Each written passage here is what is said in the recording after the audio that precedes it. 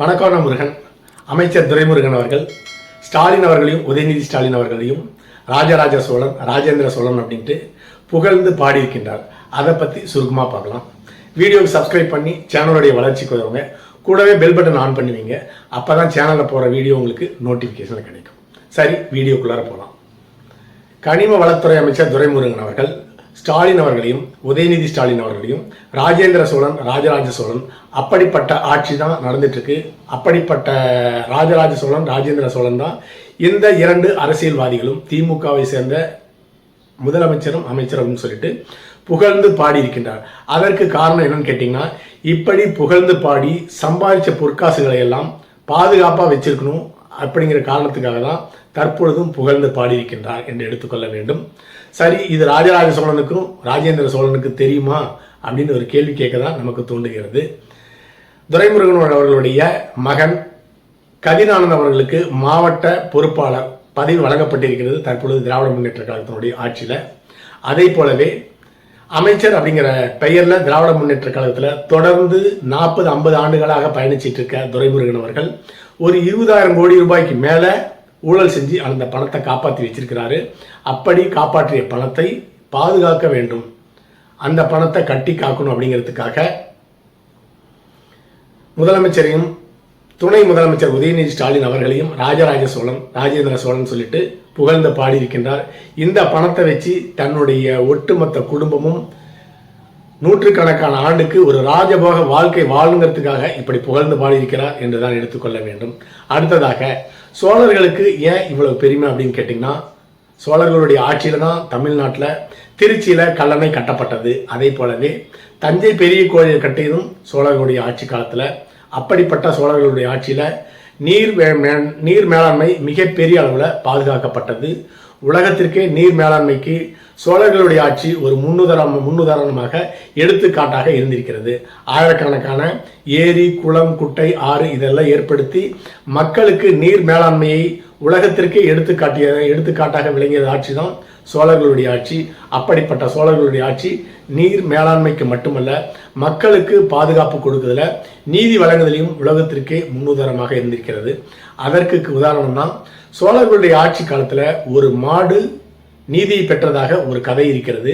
அது உண்மையா பொய்யா அப்படின்னு நமக்கு தெரியாது. சோழர்களுடைய அரண்மனைக்கு வெளியில ஒரு நீதி மணி கட்டப்பட்டிருக்கும். நீதி வேண்டு வரும் மக்கள் அந்த மணி அடித்து மன்னர்கிட்ட வந்து நீதி பெற்றுக்கொள்ளலாம் அப்படிங்கிறது தான் அப்படி கூறுகின்ற வரலாறு. அப்படி மன்னனுடைய தேர் ஏறி ஒரு மாட்டினுடைய கன்றுக்குட்டி பலியாகிவிட்டது.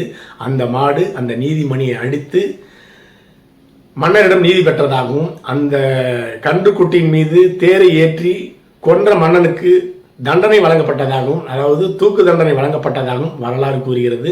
அப்படிப்பட்ட ஒரு பொற்கால ஆட்சி தான் சோழர்களுடைய ஆட்சி. அப்படிப்பட்ட பொற்கால ஆட்சி தற்பொழுது தமிழ்நாட்டில் திராவிட முன்னேற்ற கழக ஆட்சியாக முதலமைச்சர் மு க ஸ்டாலின் அவர்களாலும் துணை முதலமைச்சர் உதயநிதி ஸ்டாலின் அவர்களாலும் நடத்தப்படுகிறது. அதனால் முதலமைச்சர் அவர்களும் துணை முதலமைச்சர்களும் ராஜராஜ சோழன் ராஜேந்திர சோழன் அப்படின்னு சொல்லிட்டு புகழ்ந்து பாடி பொற்காசுகளை கனிம வளத்துறை அமைச்சர் துரைமுருகன் அவர்கள் பாதுகாப்புக்காக தான் சேர்த்த பணத்தை பாதுகாப்பதற்காக இப்படி புகழ்ந்து பாடியிருக்கிறார் அப்படின்னு தான் எடுத்துக்கொள்ள வேண்டும். சரி, இப்படிப்பட்ட ஸ்டாலின் உதயநிதி அவர்களுடைய சோழர்களுடைய ஆட்சி எப்படி இருக்கிறது தமிழ்நாட்டில் அப்படின்னு பார்க்கலாம். திராவிட முன்னேற்ற கழகத்தினுடைய சோழர்களுடைய ஆட்சியும் கிடையாது, பொற்கால ஆட்சியும் கிடையாது. முகலாய பேரரசனுடைய கடைசி முகலாய மன்னர் அவுரங்கசீப்பினுடைய ஆட்சி தான் தற்பொழுது தமிழ்நாட்டில் நடந்து கொண்டிருக்கிறது. மக்கள் இந்த முகலாய மன்னருடைய ஆட்சியில் மீளா துயரத்தில் இருக்காங்க. மக்கள் விரோத ஆட்சி தான் தற்பொழுது தமிழ்நாட்டில் நடந்து கொண்டிருக்கிறது. அதே போலவே திமுக ஆட்சி என்றாலே கடந்த காலத்தில் கொலை, கொள்ளை, கற்பழிப்பு, ஆள் கடத்தல், நிராகரிப்பு இது எல்லாமே திராவிட முன்னேற்ற கழகத்தினுடைய ஆட்சியில் தொடர்ந்து நடந்து கொண்டே இருக்கும். இதுதான் அந்த திராவிட முன்னேற்ற கழகத்தினுடைய வரலாறு. அதை போன்ற ஆட்சி தான் தற்பொழுது நடந்து கொண்டிருக்கிறது. அடுத்ததாக, விலைவாசி விண்ணை முட்டும் அளவுக்கு இருக்குது. சொந்த நாட்டு மக்களையே உயிரோடு கொலை செய்யும் ஆட்சி தான் தற்பொழுது திமுக ஆட்சியாக விளங்கி கொண்டிருக்கிறது. சரி, திராவிட முன்னேற்ற கழகத்தினுடைய ஆட்சி சோழர்கள் ஆட்சி, பொற்கால ஆட்சி. யாருக்கான இந்த பொற்கால ஆட்சி சோழர் ஆட்சி அப்படின்னு பார்த்தோம்னா, திராவிட முன்னேற்ற கழகத்தை புகழ்ந்து பாடுபவர்களுக்கு இது பொற்கால ஆட்சி. திராவிட முன்னேற்ற கழகத்தை சேர்ந்த அமைச்சருக்கு, கவுன்சிலர், மேயர், வட்டம், மாவட்டம் இவர்களுக்கு எல்லாமே திராவிட முன்னேற்ற கழகத்தினுடைய ஆட்சி ஒரு சோழர்கள் ஆட்சி, பொற்கால ஆட்சி என்று எடுத்துக்கொள்ள வேண்டும். சாதாரண மக்களுக்கு இது மக்கள் விரோத ஆட்சி.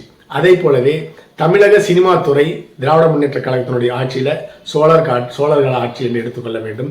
உதயநிதி ஸ்டாலின் அவர்கள், அதாவது திராவிட முன்னேற்ற கழகத்தினுடைய தலைமை குடும்பம், ஊழலாக சம்பாதிச்ச ஆயிரக்கணக்கான கோடியை சினிமா துறையில் முதலீடு செஞ்சு படம் எடுத்துட்டு இருக்காங்க. சினிமா துறை தற்பொழுது கடுமையான நெருக்கடியில் இருக்கு. சினிமா தயாரிப்பாளர்கள் 100 கோடி 200 கோடி முதலீடு செஞ்சு சினிமா படம் எடுக்க முடியாத நிலையில் இருக்காங்க. ஏன்னா அப்படி முதலீடு பண்ணி படம் எடுத்தாலும் படம் 3 நாள் 4 நாள் கூட ஓடுறதில்ல. போட்ட முதலீடே திரும்பி வராத நிலையில தான் இருக்குது. அப்படி இருக்கும் பொழுது ஊழல் பணத்தை, கருப்பு பணத்தை வெள்ளையாக்குவதற்காக உதயநிதி ஸ்டாலின் அவர்கள் ஆயிரக்கணக்கான கோடி முதலீடு பண்ணி ஆயிரக்கணக்கான சினிமா தொழில்நுட்ப கலைஞர்களுக்கு, வேலையாட்களுக்கு வேலை தராரு. அதனால அவர்களுடைய அடிப்படை தேவை பூர்த்தி செய்யப்படுகிறது.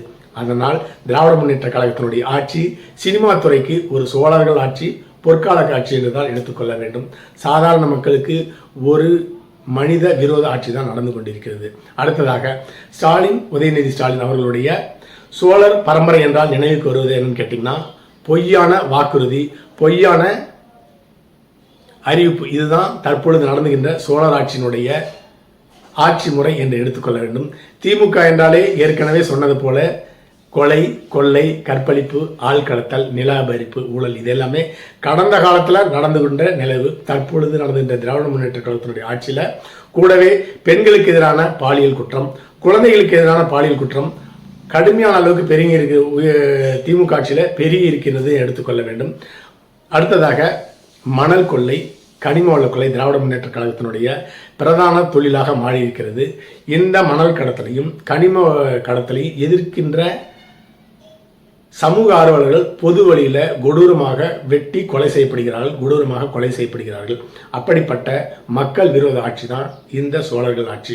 அதை போலவே கூட்டணி கட்சிக்கும் இந்த திராவிட முன்னேற்ற கழகத்தினுடைய ஆட்சி சோழர்கள் ஆட்சி என்று எடுத்துக்கொள்ள வேண்டும். ஏன்னு கேட்டீங்கன்னா, கூட்டணி கட்சிக்கு தேர்தல் செலவுக்கு பணம் தராங்க. அது மட்டும் இல்லாம கூட்டணி கட்சிக்காரங்க சட்ட விரோத செயல்களில் ஈடுபட்டாலும், குற்ற செயல்களில் ஈடுபட்டாலும் அவர்கள் மீது வழக்கு பதிவு செய்யப்படுவதில்லை, அவர்கள் தண்டிக்கப்படுவதும் கிடையாது. கூடவே அன்பளிப்பாக தேர்தல் செலவு, மாநாட்டுக்கு செலவு, கட்சி செலவு எல்லாத்துக்குமே திமுகவே ஊழல் பணத்தை தராங்க. அதனால கூட்டணி கட்சிக்கு இது பொற்கால ஆட்சி தான் தற்பொழுது நடந்து கொண்டிருக்கிறது. மொத்தத்தில் தற்பொழுது நடந்து கொண்டிருக்கின்ற திராவிட முன்னேற்ற கழகத்தினுடைய ஆட்சி 23ஆம் புலிகேசினுடைய ஆட்சி தற்பொழுது தமிழகத்தில் நடந்து கொண்டிருக்கிறது. ஊழலுக்கு ஆதரவாக வாதாடும் வழக்கறிஞர்களுக்கும், ஊழலுக்கு ஆதரவாக தீர்ப்பளிக்கும் நீதிபதிகளுக்கும் ஆயிரக்கணக்கான கோடி திராவிட முன்னேற்ற கழகம் ஊழலாக சம்பாதிச்ச பணத்தை சம்பளமாக தராங்க. அப்படிப்பட்ட ஆட்சி தான் தற்பொழுது நடந்து கொண்டிருக்கிறது. இது சோழர்கள் ஆட்சி அப்படின்னு சொல்லிட்டு கனிம வளத்துறை அமைச்சர் துரைமுருகன் குறிப்பிட்டிருக்காரு.